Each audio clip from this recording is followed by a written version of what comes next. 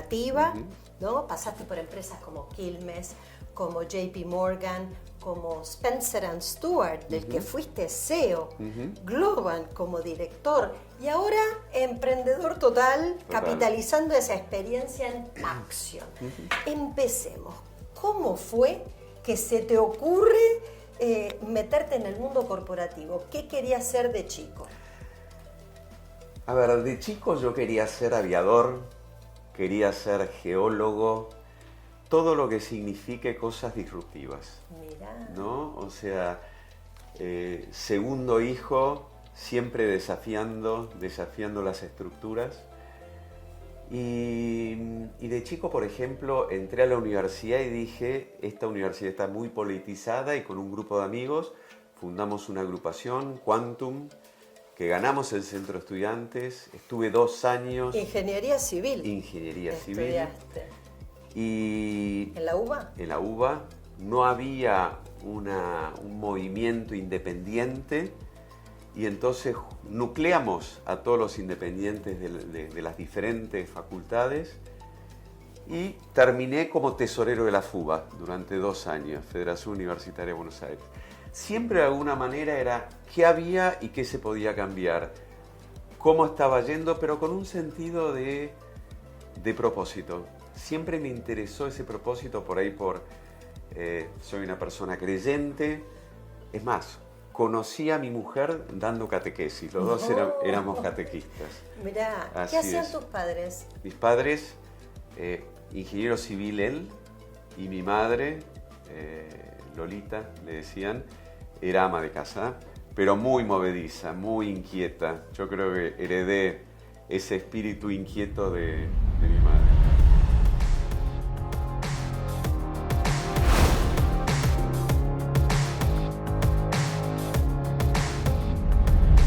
Decime, vi en tu CV que estudiaste en una de las más icónicas universidades, no solo de Estados Unidos, sino del mundo, lo que se llama un Ivy League. O sea, el Ivy League le dicen aquellas universidades que tienen hiedras en sus paredes, remitiendo a cosas muy antiguas, porque el Ivy es la hiedra.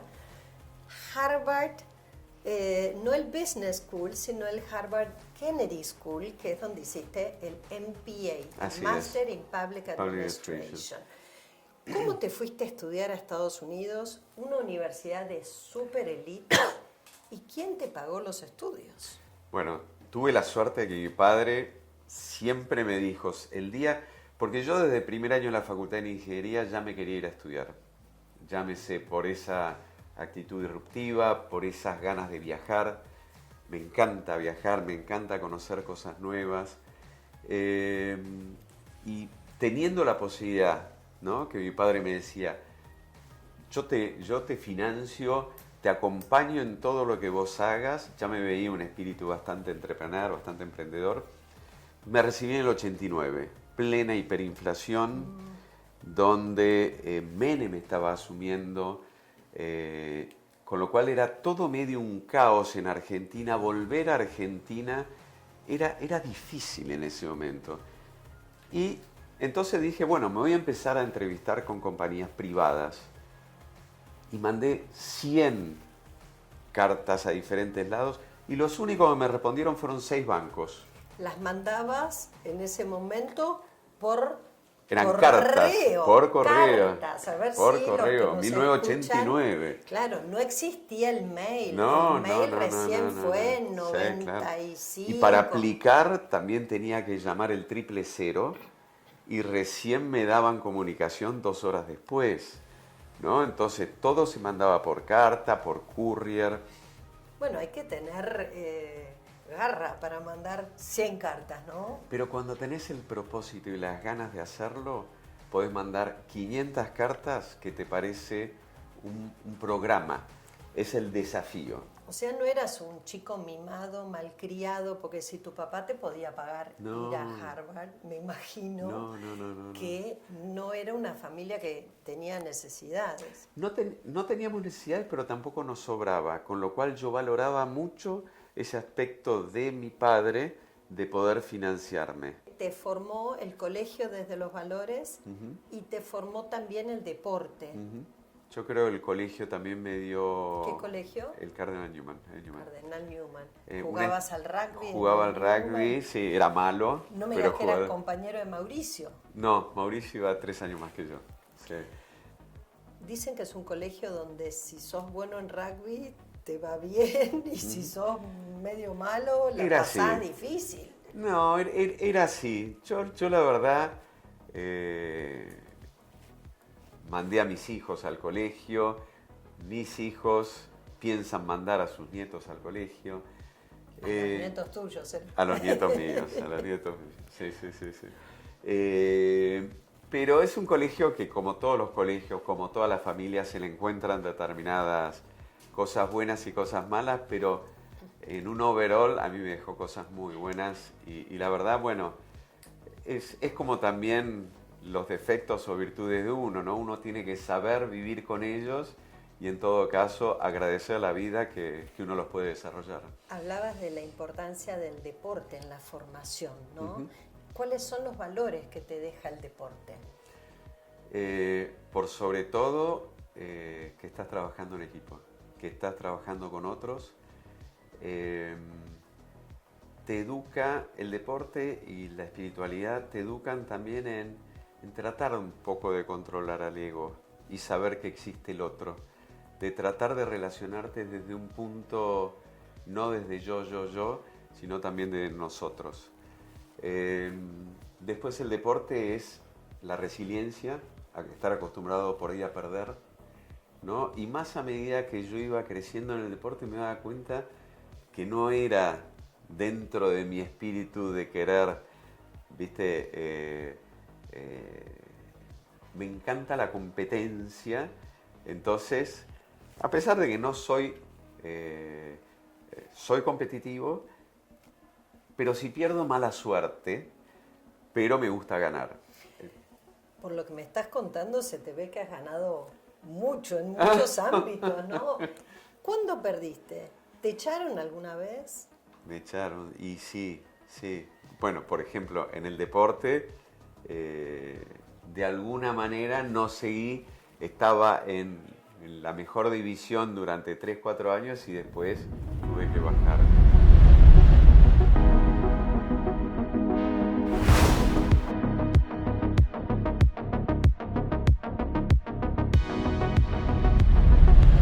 Vos ahora, desde Paxion, tu propia empresa, ¿no? Con ese espíritu emprendedor, seguís muchos de los caminos que fuiste incorporando a lo largo de tu trayectoria. Te pregunto, ¿qué cambió hoy en tiempos de inteligencia artificial el proceso de búsqueda laboral? Si yo lo veo con respecto al pasado, no cambió tanto. No cambió tanto porque las posiciones altas de números unos o reportes a números unos entra muchísimo la experiencia que uno puede tener en cuál es el perfil ideal para la posición que te están pidiendo. Y eso no hay ChatGPT, no hay inteligencia artificial que te lo pueda definir. El día de mañana va a venir cuando se puedan interpretar gestos, cuando se pueden interpretar currículums, cuando se puede... Pero todo junto. Uno tiene la experiencia de hacer la evaluación de ese todo junto. Bueno, pero vos mencionabas que hoy no están esos skills cuando hay laboratorios tecnológicos, por ejemplo en Globan, donde vos has trabajado, donde te conectan electrodos en el cerebro midiéndote las ondas cerebrales para saber o tratar de inferir qué tipo de personalidad tenés en función de tus respuestas a imágenes. No solo eso, sino que también te compara quiénes han sido los exitosos en Globan y te comparan ese perfil con los exitosos. Entonces te puede dar... ¿Es bueno o malo eso? Mira, todo ayuda, pero no significa que es la única palabra. Entonces, a mí me gusta mucho esa palabra de copiloto, ¿no? Son todos copilotos al piloto, pero el que finalmente toma la decisión y pone toda esa información junta es el piloto. Y al piloto lo que le da es terminología, lenguaje para profundizar ese perfil. Pero claramente la visión personal y la visión humana y la visión de la experiencia es clave y crítica para la selección. ¿Quién llega a CEO? ¿Y qué se necesita para ser número uno? Es una buena pregunta. A SEO, y por ahí te la voy a dejar un poco más abierta. A SEO depende en qué lugar. Primero llegan pocos. Y llegan pocos. Llega uno. Llega uno, pero en muchas compañías. Cada compañía necesita diferentes SEOs. Entonces, te diría, las características personales son más importantes que las características técnicas de la persona en cuanto a su conocimiento. Entonces, las características personales incluyen cómo se relaciona. Una persona, vos, acá, podés perdonar a una persona que se relaciona muy bien, hacia arriba, hacia los costados, hacia abajo, que una persona que se relaciona mal, pero que sabe mucho. ¿Qué pensás de esto que dicen que te contratan por tus aptitudes duras, lo que llaman los hard skills, y te despiden por la falta de buenos aptitudes o condiciones blandas, los llamados soft skills? Bueno, a ver, yo creo que yo no voy con esa definición de que te contrata por los hard skills, ¿no? Yo voy por la definición que te contratan, primero por los soft y después por los hard. Después, depende qué jefe te toca, qué directorio interactúa con vos. Hay directorios que no te dejan respirar. O sea, en general, mi recomendación al CEO, y si entra en una compañía familiar o una compañía con un directorio, es que el directorio le sepa delimitar la cancha. Porque a veces en las compañías familiares la cancha no está delimitada y está al dueño que uno lo tenga que consultar para ver si la pelota se fue afuera o no. Con lo cual el CEO tiene muy poco poder y muy poco alcance para hacer algo. O sea que establecerías una diferencia principal entre grandes compañías, pero tal vez de capital o origen familiar, y compañías internacionales Así es. que son totalmente autónomas o que cotizan en bolsa y cuyas decisiones se toman en función de los lineamientos del board. Así, no solo del board, sino que las grandes compañías multinacionales, vos ya sabés lo que tenés que hacer porque la guía es bastante clara. Y la crítica a eso es que la guía es tan clara que muchas veces tu involucramiento en el armado de esas guías es muy bajo. En cambio, en las compañías familiares, si tenés un entendimiento muy bueno con el board y hay un trabajo muy cercano entre el directorio y el CEO para la definición de los roles, la experiencia como CEO que uno puede tener ahí es enorme porque es un aprendizaje continuo. Porque constantemente uno está con el directorio armando las políticas, armando el futuro de la empresa.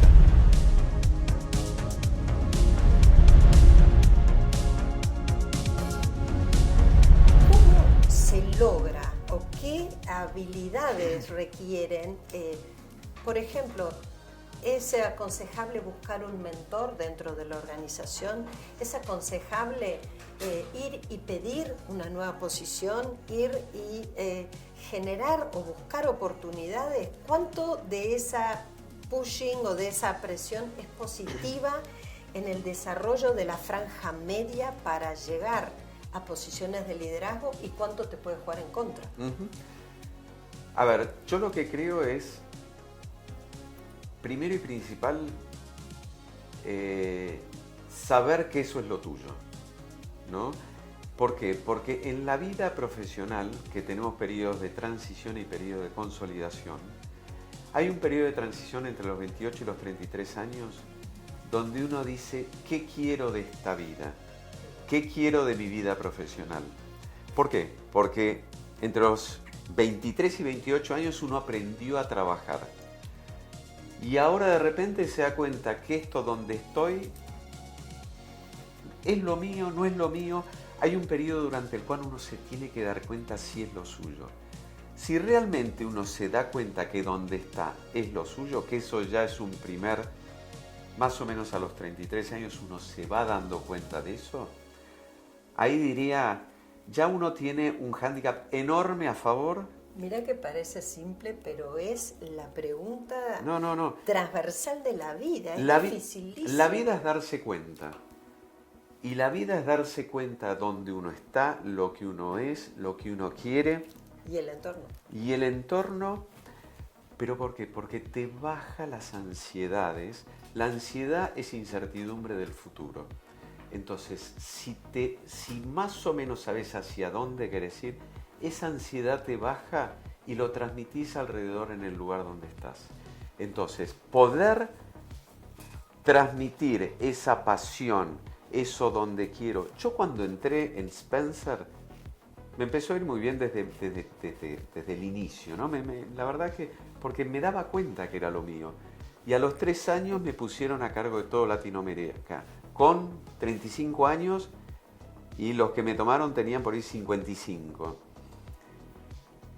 Pero mi sensación es porque transmitía esa pasión por lo que me gusta, por querer hacer, porque sabía que estábamos ayudando. Entonces, esa pasión, esa energía positiva la transmitía a otros. Entonces, poder transmitir la energía. Si podés tener un mentor que puede interpretarte en eso, que también haya validado y haya tenido la pasión, por más que sea distinta, la pasión que vos tenés por las cosas, es fundamental. ¿Y el dinero? Porque el dinero la viene... verdad es que los chicos fantasean con que van a tener los grandes sueldos y los aumentos, no solo para compensar la inflación y un entorno tan loco como el que hemos vivido en la Argentina en los últimos 30 años, sino ambicionando a poder viajar, comprarse una linda casa, tener un capital. Mi recomendación, y le digo a mis hijos también, el dinero viene después. Lamentablemente muchas veces quieren que venga al principio. Entonces, yo creo que después de descubrir todo eso, el dinero viene y viene consolidado. Por hay eso, que pedirlo, hay que negociarlo, hay que darle tiempo para decir, ver, bueno, ¿cómo voy a preparar mi reunión con luego de la evaluación de desempeño con mi jefe para ir a pedir un aumento? Ponele. Como dije que de los 28 a los 33 es un periodo de transición, entre los 33 y los 40 es el periodo de consolidación financiera y profesional. Entonces, si uno se da cuenta que está en el lugar correcto, con la pasión correcta, y a veces por ahí el jefe no es el correcto, pero al menos ese trabajo te dio la oportunidad de darte cuenta cuál es tu pasión. Ahí si tenés el jefe incorrecto, cambia de laburo. ¿Por qué? Porque estás, bueno esto que decís. Sí, porque estás en el lugar equivocado.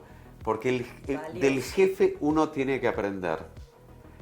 Y así como los líderes en los 70 eran los inteligentes racionalmente, en los 80 y los 90, en los 90 diría, los que tenían una inteligencia emocional y podían desarrollar a los otros, hoy en día el líder es aquel que facilita a sus equipos, que se mete abajo de la pirámide y facilita esos equipos para que se desarrollen. Ahora, ¿cómo se logra eso en estos tiempos híbridos, donde a veces las generaciones jóvenes trabajan más desde sus casas que en un entorno donde se genera esa empatía, ese conocimiento más profundo con tu jefe, ese partidito de fútbol o esas medialunas del desayuno? Bueno, ese es el gran desafío que tienen las organizaciones hoy. Hay algunas organizaciones que están volviendo 100% al trabajo, otras organizaciones que están volviendo 3 días.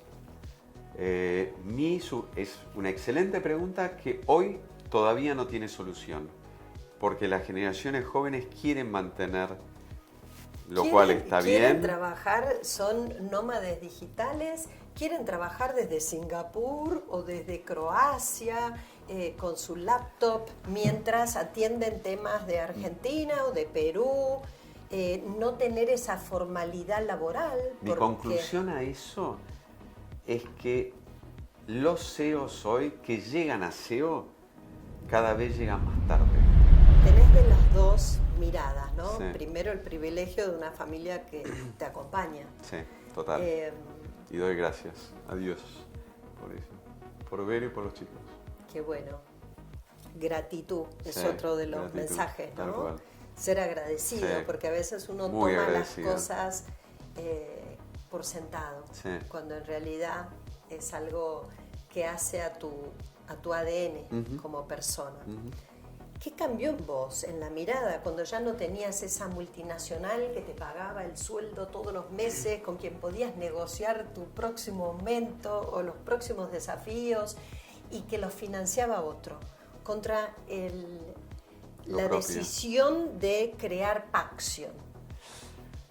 Lo que Globant y Porque vos trabajaste antes de Paxion como director 4 años en Globant. Globant. A ver, si querés contame qué fue una experiencia. ¿Qué aprendiste, no? Además, trabajando con generaciones mucho más jóvenes, con este modelo híbrido, totalmente disruptivos, modelos de trabajo diferentes. Sí, aparte yo venía de nada que ver con la tecnología. Entonces cuando Martín me llama... Martín Migoya, para charlar con él. Podía ser Martín Humaran. Pero este fue Martín Migoya, la verdad es un gran referente que nada, que de esta empresa lo aprecio mucho. Unicornio, ¿no? Así es. Y era un momento donde Globant tenía 10.000 personas, hoy tiene 30.000 personas. Facturaba 400 millones, 2019, ahora factura 2.500. Pero lo que me atraía era, de vuelta, esto de descubrir cosas nuevas. Yo no tenía ni idea de la tecnología. Mis búsquedas principales eran en oil and gas, petróleo, en el sector financiero, en consumo masivo. Con lo cual descubrir todo el universo en un momento de cambio donde la tecnología sabía que iba a drivear muchos de los cambios que estaban por delante, me fascinaba. Y Martín me dijo, eso va a cambiar las culturas, me interesa que también vengas y puedas mostrarle cómo la cambia las culturas a otras compañías. Y yo veía viendo la cabeza de la gente empezando a cambiar en la dirección de la tecnología. Y entonces ahí lo que descubrí no solo es el desafío de todo lo que era la tecnología y aprender, sino trabajar con gente joven. Y me encantó. Y me hice grandes amigos, 20, 30 años más jóvenes, poder también combinarnos, cada uno tiene para aportar lo suyo, que cuando armé Paxion después son todos sub 40. ¿Paxion es pasión? Paxion es pasión con acción. ¿Hay que cambiar de empresa por plata?